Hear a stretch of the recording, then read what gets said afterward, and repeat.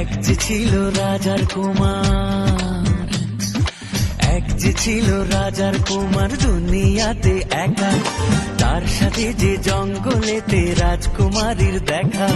গভীর রাতে পথ হারিয়ে একা যেতে যেতে জঙ্গলেতে রাজকুমারী পড়লো বাঘের হাতে। হালুম হালুম, এক যে ছিল রাজার কুমার। উরে বাবা, তারপর কি হলো? তারপরে সেই ডোরা কাটা বিরাট বাঘের সাথে করল লড়াই রাজার কুমার একাই খালি হাতে। তাই নাকি?